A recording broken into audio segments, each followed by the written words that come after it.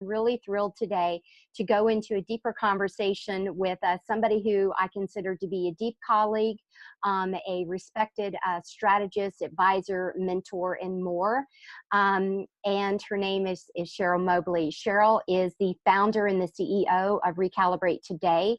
Cheryl's kind of name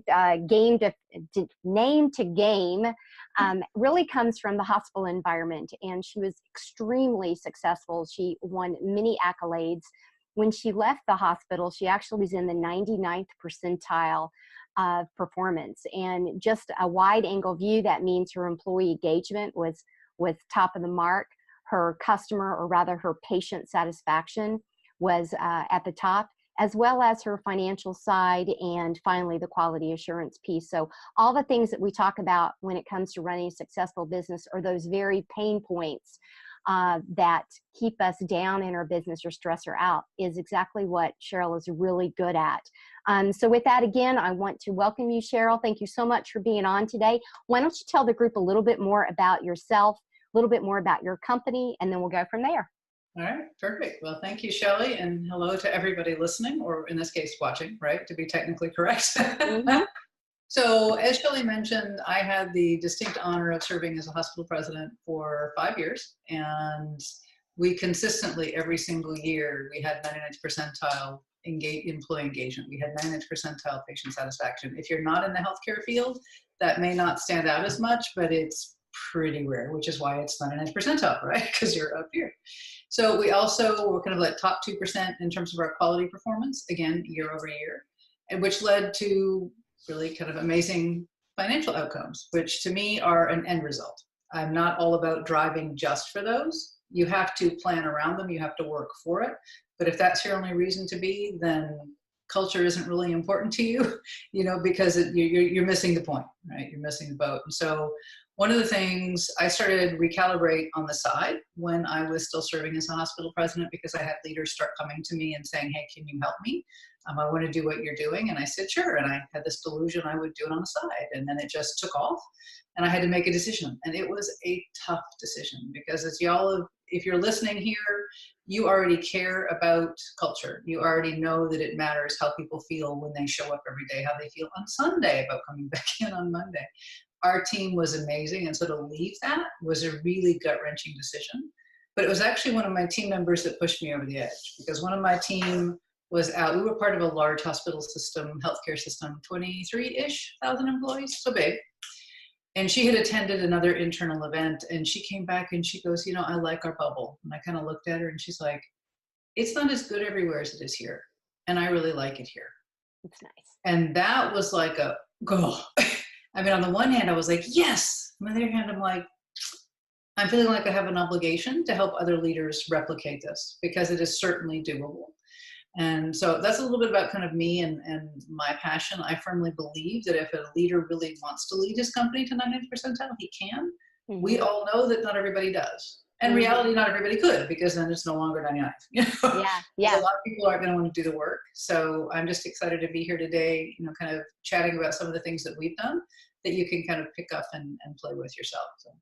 Beautiful. Yeah, it is. And it's even more heart-wrenching when you're doing it not from a client perspective, but a patient perspective, the impact that you have. So, well, I am certainly thankful that you took the leap and that you're doing what it is that you're doing today.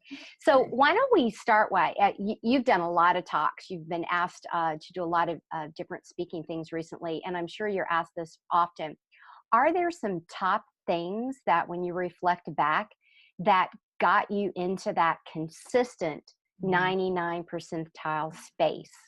What's top of mind that you did and that you do for others? Yeah. It was kind of funny, because the first time somebody asked me that, I'm like, oh, that is a stellar question, right?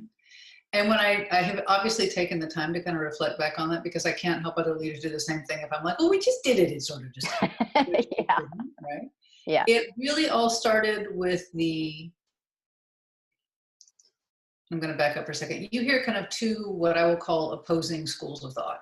Mm-hmm. One says we exist for our employees, and then they will take good care of our customers.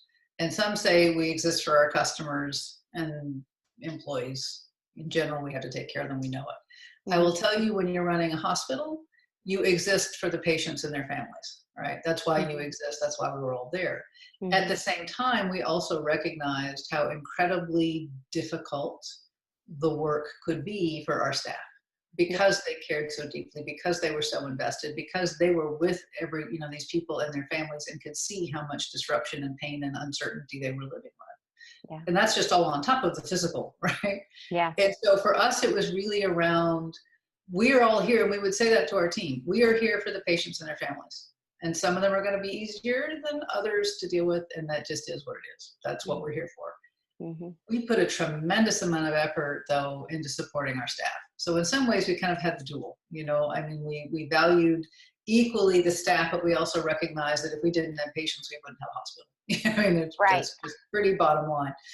And so for us, it was really about what could we do to support our team, and that took different ways, right? So we had, still do, I don't want to say past tense because it's still continuing and still doing great, but we were very intentional about creating what in that industry you would call kind of cross-functional teams.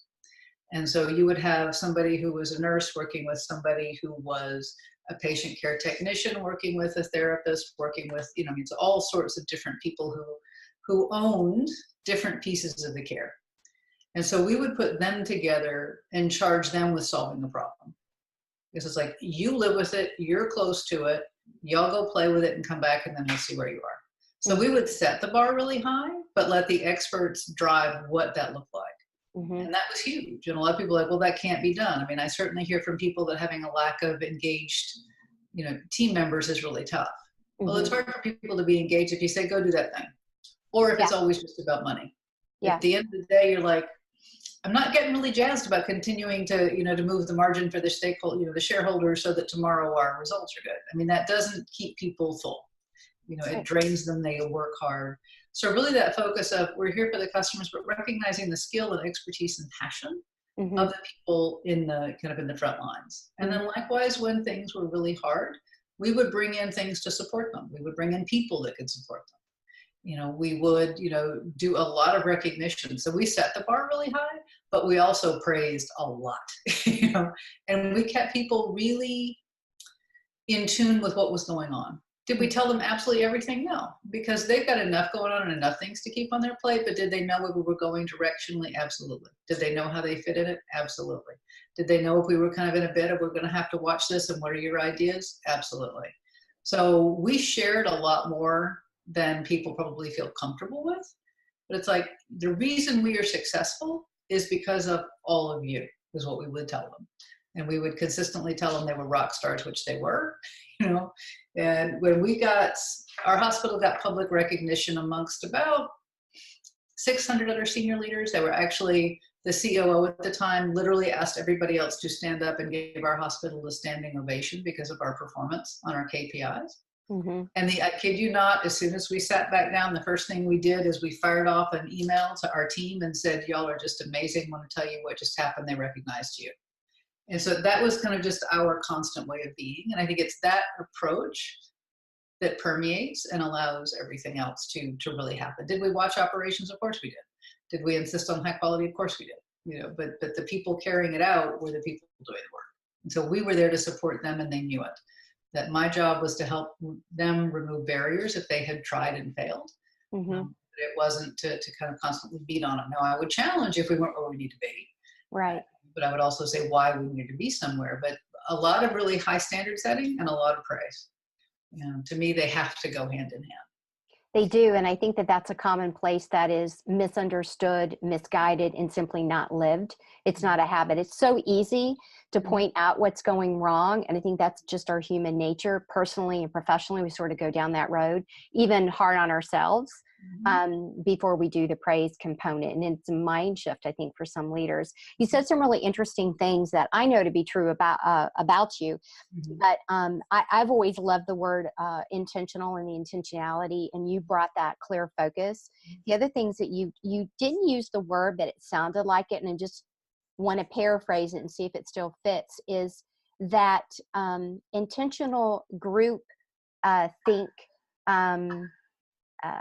root cause the fundamentals of how you solve and go out things. It sounds like you talked a little bit about having some agile workforces to be able to think, run, and do on their own, which I think a lot of companies are looking at that agility piece. You said cross-functional, that's what you said. And I think that, you know, that is a key component as well of people feeling seen, valued, and heard. The other thing that I heard you say was the communication piece, the communication through sharing. You know, I don't know who originally said it, but I definitely agree with it. And clearly you do too. Communicate. And when you think you've communicated enough, communicate some more. They never have too much communication. It's always the reverse. And we assume what people need to know, when they need to know it, how they need to know it, instead of just letting them know it. And that's a habit that I think it's hard for people to sort of get into that cycle, because they think it's exhausting to communicate. And what they realize is, what they don't realize is, they spend more time cleaning up what they didn't communicate if they just would have communicated it. So I heard those are some really strong fundamental things for those that are watching, need to definitely take to heart as pillars of the intentionality, the agility, and the communication piece. And the other thing that I want to call out, share with your approach, and again, I've seen it, witnessed it, felt it, is you as a 5-star leader, as I know you didn't call yourself that, but I'm calling you that. Jim Collins, Good to Great, the 5-star leader is the person who, when they leave, everything keeps running, because they took that approach of intentionality and communication and agility. And the other component of that is being incredibly modest, which you are. And always that it wasn't me, it was us. It wasn't me, that was them. It wasn't me, that was we. And I think that that's the other thing that you do a really good job of working with, again, owners, leaders, to sort of bring that back. And the win comes back to you when you take that approach. So I've seen you do that, you know, on a consistent basis. So let's switch. So as you've talked about what built that success, and now out on your own doing that, making that success happen with owners, do you find any parallels or any going back to that bubble, that going out and being able to help now the masses, and you've already helped people even when you were doing both the president role as well as your CEO role, but are there additional parallels that you see with not just the hospital side, but really any industry, that you're finding your conversations are the same regardless of industry? And if so, what are they? Gotcha. Yeah, and that's a great point, because some people assume when I left the hospital that I was only going to work with healthcare organizations, and I'm like, no. Yeah. You have stuff people works across. everywhere. Yeah. Yeah. I mean, and for me, part of the richness and the fun is, sure, there are nuances, but at the end of the day, you still have people showing up to do something. They need to enjoy it. They need to do it well. And the business needs to make money. Otherwise, it's not a business. I mean, I don't care what business you're in. Are there other nuances, layers, challenges that are unique? Of course. And I'm not dismissing that. One of the words that I've come back against, and I've always thought of it as like a word that was used in like 18th century England, but it seems to have come up with a resurgence, as bespoke, right? That it's a bespoke model, right? Which at the time meant that it was a custom made suit. You know, now it's kind of shifted to mean it's a custom made process or product or service. And so that fits really well with the work that I do, because I don't come in and say, you will do this and we will start here. Because every organization is where they are. And part of my first work with them is really uncovering where they are and then diagnosing it. It's not a matter to me of discovery. That to me is part of the curiosity, asking questions. But to your point, to use the word you used earlier, if you don't get to the root of what's driving something, you're wasting your time and theirs. Yeah. And then it becomes a matter of, what is the priority of things to manage? Because for many of us, we may see all of these things and we don't do anything because we're so overwhelmed and we don't know where to start. You know, we kind of go, we do nothing, you know, and then we're overwhelmed and we get more overwhelmed because we didn't get anything done. So part of what I do is come in and say, what's the main thing we need to do now? And so sometimes I will literally say to people, we need to slow down to speed up. Yes. You need to be very intentional about what is the first thing. Yes, that other stuff is fun. And most of us have something that for us is kind of sexy. It's fun. We like it. It jazzes us. We want to spend our time there, which is great. except I can pretty much guarantee as a leader, all the things that you don't like to do are your biggest challenges right now because you haven't been doing them, right? Yeah, Because it's not as much fun. And so it really is coming alongside with that discipline to say, this is your next thing. And then now let's get to it. And so, I mean, people certainly right now there's tons of conversations around people. You know, finding the right people, developing the right people, keeping the right people, the unemployment rate, having people be engaged. Because at the end of the day, I don't care what choices you make operationally, what choices you make from a financial perspective, none of that will matter if your people won't get it done. It just won't. Correct. Nope. You know, that's your mechanism to see these things happen and come to life.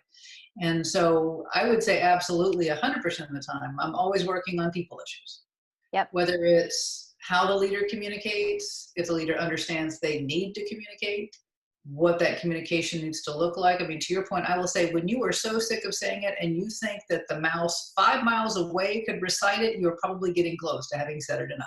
You know, It's just, we don't realize it because for us, especially as leaders, we have a lot of conversations about the stuff that's going on, and we forget that everybody else doesn't hear it because we hear it so much and we talk about it so much. We just completely space on the fact that it's like completely hidden from everybody else. Or we think we've said it because we've been in so many conversations. Or we said it once and thought that was enough. And I will tell you that's something that I had struggled with, because from my perspective, it was like, well, if I told you, then you've got it, and I'm insulting you if I continue to tell you. Right? That was kind of where I came from. And I had to unlearn that. I had to go, no. When you think about all the inputs coming into you, Cheryl, on a daily basis, which are a lot for all of us, right? You know, we don't even want to talk about the emails that come in. We're not even talking about the stuff we're seeking out, just the incoming. Yeah. You get so overwhelmed with all the stuff. And it's like, when people would say to me, well, I told you once, and I'd be like, seriously? Like, you were the only input coming into my world? Really? And it may be your highest priority, but it's not mine. And so being on the flip side of that experience was really powerful for me to go, hello. I call them dumb moments when I'm embarrassed that I learned something. And that was a dumb moment. It's like, really, Cheryl, really? So that's when I kind of intentionally shifted and said, I just need to talk about it a lot. I need to talk about it in different ways, different mechanisms, whether it's, you know, phone calls, face-to-face, emails, you know, training sessions, whatever it might be. And I would laugh and encourage. I would say to my folks, I said, you know, I said, if the truth would move as fast as rumor, everybody would know everything. So I would go like, read this as a rumor, would you? And spread it. I mean, and everybody would just laugh, but it's true. I love that. Read this as a rumor and spread it. I love that. Yeah. You know, because we just, you know, if it's a rumor, it's out there and it's usually wrong. And so part of it is the understanding that people will make up something if they don't have the information. Yes. And I really haven't run into anybody yet, all of us included that are listening right now, that make up good stuff. Yeah. Or say you've over communicated to me. I've never had someone. Well, maybe my husband.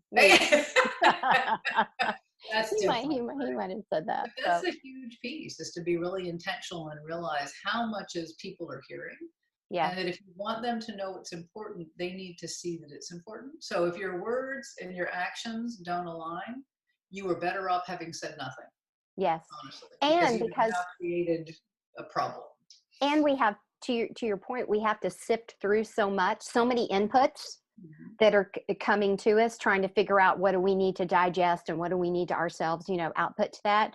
So I was actually going to ask you what one of your biggest learnings was, and I assume that's it. That was a big one. And that was a big one. Yeah. I love because that. It was counter to my process. I mean, in the past, I'd done a lot of training and a lot of work with executive teams. I mean, this is years ago. And I was working with another facilitator who would say it over and over and over. And he just about made me want to pop a cork. I'm like, seriously, dude, stop it. Stop it. But we had a fantastic conversation about, for him, repeating it over and over and over and over and over again was a sign of respect. Yeah. For me, it was a sign of respect that I wasn't repeating it. Yeah. Over and over again. Yeah. And so I had to shift. He had to shift. But it was a fantastic experience of working with somebody who could not have been any more opposite if somebody had sat in a room and said, how could you make two humans more polar opposite? I mean, we were it. And because we respected each other, we were able to go, okay, I need to shift, you need to shift, you work on that because you're awesome. This is where I'm stronger. Let me do that piece. You know, it was a fantastic experience that I've been able to carry forward kind of into my own leadership, that I just have to talk more than I think I do, say it more than I think I do, and let people know that it's important and show by my action that it's important. That congruence is massive. Yeah, absolutely. The words and the actions. The other thing, and you said this before, it's not that it's saying literally the same thing over and over. It's serving it up differently. It's slicing it and getting it very simple. That clarity piece. And again, I've seen you in action do this. You'll take something that's complex. You'll take people who are riled up and passionate and excited, maybe overstressed. You bring the calm down through the questions and sort of pulling that apart to get to the root, and literally intentionally setting it aside to come back to that one thing. And then you dive into that thing and you break that further apart and you communicate with, so this is what we heard. This is what we said. This is what we said we're going to do. Did we miss anything? And that's a way of repeating without coming across as, you're stupid. Did you hear me? So, which is different than, using the same language. I think for our listeners, the next time that you are getting anxious, you are getting riled up, or you're sitting in a situation where people are sort of going on and maybe rephrasing what you feel like is the same thing repetitively, try to interject, stop, pause, recount. So this is what we heard. This is where we're at. This is where we want to move. And here's some suggested steps, and who's going to own that, and when are we going to do it? And I think that, that breakdown piece, and it does take ongoing focus to be able to do that. So one more question, and then we'll start to put a wrap on this today. To that very point of people being really excited and maybe stressed and overwhelmed, are there some things, maybe some tips and routines that you use with those that you work with to really bring that level down? Yeah, and it's funny because I recently taped another podcast. This was kind of a similar sort of question, right? We were talking about kind of solving complex problems. And what I talked about was, we all have a moment when we've got enough mental bandwidth and our frame of mind is such we can be creative. And then we've got other times when, maybe filing is all you can safely do today, right? Yes. And on those days, you need to respect that, because if your energy's not there, it's not there. So for me, when I'm working with people that are already up here intense, it's like you're gerbling, you're going to, and the faster you go, the more stressed you get, the less capable you are of realizing that all you have to do is like stop, right? Yeah. Just stop. And so part of my role is really, as an outsider, is to come in and go, okay, we just need to breathe and chill for a minute. What are we really dealing with? What do we really need to achieve? Because I can tell you 99% of the time, no pun intended on the 99th percentile, but 99% of the time, if we are stressed, any of us can spew at length on what we don't like, what we don't want, what's not working. I mean, we can just run full tilt.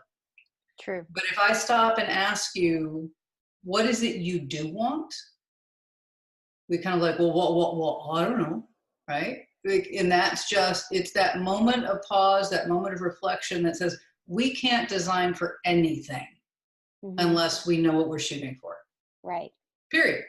Otherwise you're just, all the time, and you're wearing everybody out, because the people that work for you are like, I can't keep up. Yesterday it was this, today it's that, tomorrow it's this. And you teach them to ignore any direction you offer, because you're just going to change it tomorrow anyway. The plan du jour is exhausting. Yeah. And if you do get serious, it gets lost. Right. Because it's just one of many. And so it really is around whether you've got somebody like me going, I get why there's so much energy around this, and that's great. To move forward, though, we need to just step back, slow down, and think about what's our go forward. And certainly any leader is more than capable for themselves of going, okay, yeah, I'm going off the deep end here, or I'm doing a gerbil. I just need to stop. Whether it's a 2-minute break, whether it's walk away, certainly push away from the computer, push away from the email, the phone, the device. Think about something else that kind of takes you away. You're pushing your own reset button, basically. Yeah. But you have to know when you've got the mental space and the mental bandwidth to really be creative and deal with a situation. Because I can tell you from personal experience, when I push through that in error, I end up making a bad decision that now will be a lot more work for me to unwind than if I had just waited. because we tend to push so much pressure on ourselves because we're like, okay, this is the deadline, it must be. And it's like, well, how do we know? Is it really? There are very, very, very few things that really have a hard deadline, but we get sucked into that. We do. It's the pressure. It's the fast moving day-to-day whirlwind. And that need for speed. Mm-hmm. That need for speed. You just said something that you say all the time, and it's how you do it. Yeah. You actually say, what's our go forward? That's Mm-hmm. how you communicate and sort of break down. Mm-hmm. And again, I love that. So for the listeners, that trigger of our go forward. And I agree with you. If we cannot point to success, we have no idea how to get there. And we get wrapped up in, like you said, all the wrong ways to do it. Mm-hmm. And why we can't do it, shouldn't do it, or what have you, versus this is what it looks like when it's done. And I think when we stop and do that, life's more fun and rewarding, and we sort of get on that wave. And then it's exciting, and we're ready to to keep going. But it's hard to see that yourself, and that's why people like us working with others, why it not only brings joy, but why it's easier for us to be able to do that is. We're on the outside of the wave, kind of hovering for that. So we're going to put a wrap on this. So I loved your points. Again, group watching, what's our go forward? So my challenge to you out of Cheryl's mouth is, what is your go forward plan? What is really top of mind for you? What is your pain point, your choke point, whatever you're calling it, what's keeping you up at night? What's your go forward plan? Because when it comes to business, there's 4 pillars. And those 4 pillars, if you're not hitting them or focusing on them, then, what are you doing and why are you doing? That's the strategy, the execution, the cash, and the people. And it's all, as you've heard Cheryl and I talk today, it all starts, stops, ends, begins with people. So Cheryl, how can people best get in touch with you, and any closing comments? Okay, sure. Well, I would certainly love to continue the conversation for anybody that's curious. And so both email and phone or website are fine. So my website is the standard www.recalibrate.today. It's not .com, it's not .org, it's .today. That's number 1. Then my email is cheryl@recalibrate.today. And then my phone is 817-301-2211. So just delighted to talk with anybody anytime, because I just have fun with this. It is so exciting to see leaders progress and see what that does to the organizations they lead and they serve, because it's massive. I would say probably my biggest takeaway, in addition to what we already talked about, is to realize you're a finite resource. You just are. I don't care whether you like that concept or not, you're human, you are. Yeah. And so to realize when you were saying yes to some things, you are by default saying no to other things. Yeah. And make sure that with your finiteness, that you are pursuing what you really want to pursue, whether that's personally or business-wise. The add on to that is, as a leader, the people that you lead watch you. They watch you. And if you are not congruent, and if you don't know where you're going, if you walk into your organization and you feel all this tension, I'm going to tell you with kind of my normal directness, it's on you. And I'm not saying if somebody's having a bad day because things are going on personally, but if you walk into a place, and we have all done it, we have walked in somewhere where it just... You feel it. Yeah. And then you walk into some places, you're like, how fast can I do a UE and get out of here? Yeah. And if everybody wants to do a UE, including you, as the leader, that's on you, right? And it's all about the choices that you're making. And if it feels awesome, I mean, we used to laugh because people would come to our board meetings and they would say, y'all make it look so easy. And I know it's not. Well, that's because we're vigilant and we're on it every day and we're clear and consistent. So my encouragement for you is, it is absolutely doable for you to lead your company to 99th percentile performance in whatever that means for you. But it's going to require choices. It's going to require you as a leader being willing to be uncomfortable and to be willing to do things differently, because it's that good old definition of insanity, right? You continue doing the same old thing and expect different results. Hello, probably not going to happen. Not going to happen. So for me, it should be fun. It should be enjoyable. You shouldn't go, oh, it's Sunday, I'm going back to work tomorrow. It should be okay. There's stuff to do. Let's go get it done. And that really comes from that clarity of knowing you're finite and what are you really going to lead toward and what are you leading your team toward. So those would be kind of my final closings. Love it. Thank you so much for being a guest today. This is the Culture Hour. My name is Shelley Smith, the founder and company culture curator. If you would like to know more about culture curators in Conversation membership, or if you would like to know how you can also become a certified professional culture curator, then you need to hit me up. My name is Shelley Smith, Premier Rapport, and remember, culture matters because people matter. Until next time, have a good day.